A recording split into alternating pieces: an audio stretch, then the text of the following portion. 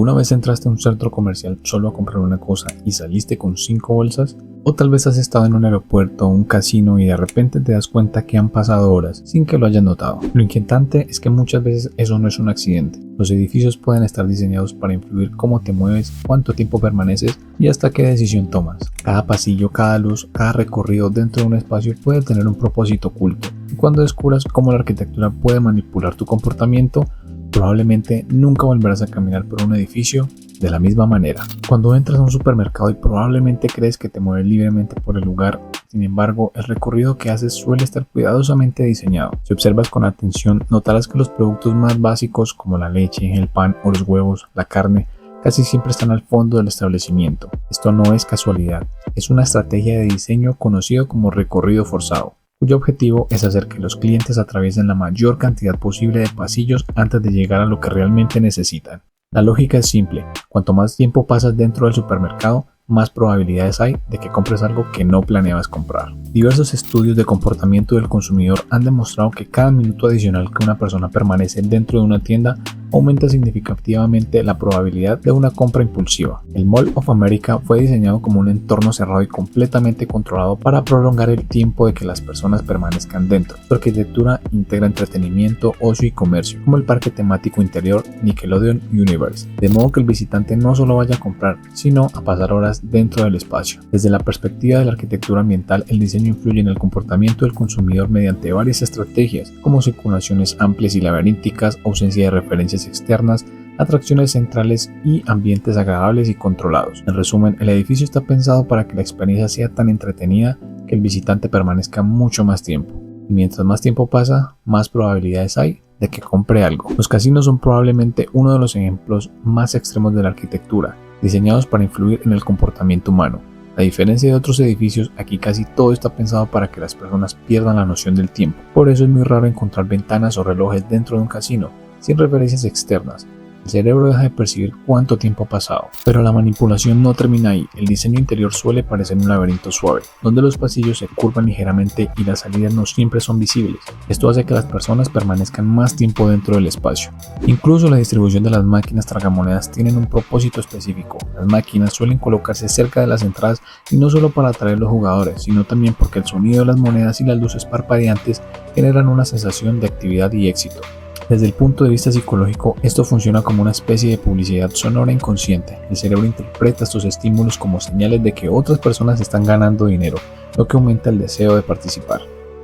Sin embargo, este tipo de manipulación no se limita a lugares de entretenimiento o consumo. De hecho, algunos de los descubrimientos más importantes sobre comportamiento humano surgieron al estudiar algo aparentemente mucho más simple: las plazas públicas de una ciudad. En la década de 1960, el urbanista y sociólogo William White comenzó a investigar cómo las personas realmente utilizaban los espacios públicos. Para hacerlo, colocó cámaras en distintas plazas de Nueva York y observó durante meses el comportamiento de la gente. Lo que descubrió fue sorprendente: las personas no utilizaban los espacios de la forma en que los arquitectos habían previsto. En teoría, muchas plazas habían sido diseñadas para que la gente se sentara en lugares específicos o siguiera ciertos recorridos, pero en la práctica las personas buscaban algo completamente distinto. Preferían sentarse en lugares con sol, cerca del movimiento o en zonas donde pudieran observar a otros. Incluso se sentaban en escaleras, bordes de fuentes o en cualquier superficie disponible si eso les permitía sentirse en el entorno social. Este descubrimiento cambió profundamente la forma en que se diseñan muchos espacios urbanos. White demostró que algo tan simple como aumentar el número de lugares para sentarse podía transformar un espacio vacío en un lugar lleno de vida. Un caso clásico es el Bryant Park. En los años 70, este parque en Nueva York era considerado un espacio peligroso y vacío, pero en los años 90 fue diseñado usando los estudios del urbanista William White. El cambio más importante fue sorprendentemente visible. En lugar de bancos fijos, se instalaron sillas movibles. Esto permitió que las personas eligieran dónde sentarse, dependiendo del sol, la sombra o la cercanía de otras personas. El resultado fue impresionante. El parque pasó de ser un lugar casi abandonado a uno de los espacios públicos más llenos de Nueva York. Pero si las plazas pueden influir en cómo socializamos, hay otro tipo de infraestructuras donde el diseño se utiliza para controlar el flujo de miles de personas al mismo tiempo. Los aeropuertos son uno de los ejemplos más claros de la arquitectura, diseñada para dirigir el movimiento humano a gran escala. Cada día millones de pasajeros deben atravesar estos espacios de manera ordenada, segura y eficiente. Para lograrlo, los arquitectos utilizan estrategias de diseños que guían el flujo de personas casi de forma automática. Un detalle interesante ocurre justo después del control de seguridad. En muchos aeropuertos del mundo los pasajeros salen directamente a una zona llena de tiendas, restaurantes y espacios comerciales. Este diseño no es casual. Diversos estudios sobre comportamiento del pasajero muestran que una vez las personas han pasado el control de seguridad, su nivel de estrés disminuye considerablemente. Ese momento de relajación aumenta la probabilidad de que los viajeros se detengan, exploren las tiendas y gasten su dinero. Por eso los aeropuertos modernos parecen cada vez más centros comerciales. La arquitectura no solo organiza el flujo de pasajeros, sino que también crea oportunidades para el consumo. Este aeropuerto revolucionó el diseño comercial de los aeropuertos. Los arquitectos decidieron que todos los pasajeros debían pasar obligatoriamente por una zona comercial después de seguridad. Hoy los aeropuertos tienen tiendas, restaurantes, zonas de descanso, incluso museos. Según datos del propio aeropuerto, más del 60% de sus ingresos comerciales provienen de pasajeros que ya pasaron seguridad. En las últimas décadas, muchas empresas adoptaron el modelo de oficina abierta, también conocido como el Open Office. La idea original era eliminar paredes y divisiones para fomentar la colaboración, la comunicación y la creatividad entre los trabajadores. Desde el punto de vista arquitectónico, el espacio abierto parecía una solución eficiente y moderna.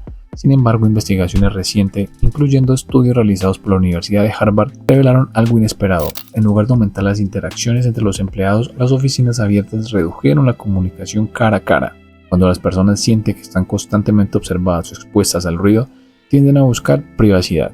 Como resultado, muchos trabajadores comienzan a usar audífonos, enviar mensajes digitales o evitar conversaciones espontáneas. Este fenómeno muestra algo fascinante sobre la arquitectura. Incluso cuando se diseña con una intención específica, el comportamiento humano puede responder de formas inesperadas. El caso más interesante ocurrió en las oficinas de Meta Platforms, antes de Facebook. Su sede en Menlo Park fue diseñado con uno de los espacios de oficina abierta más grandes del mundo. El edificio fue diseñado por el arquitecto Frank Gehry. La idea era fomentar la colaboración constante entre empleados, pero estudios posteriores encontraron algo curioso. En muchos casos los empleados terminaban usando audífonos o comunicación digital para evitar distracciones. Es decir, el diseño pensado por aumentar las interacciones terminó reduciendo parte de ella. Los edificios no solo nos rodean, también influyen en nosotros. Y lo más interesante es que muchas veces todo esto ocurre sin que lo notemos. Así que la próxima vez que entres a un edificio, camines por una plaza o recorras un centro comercial, observa con atención el espacio a tu alrededor, porque tal vez no seas tú quien esté tomando todas las decisiones, tal vez el edificio ya las ha planeado por ti. Si este tema te sorprendió, hay algo aún más increíble en la historia de la arquitectura.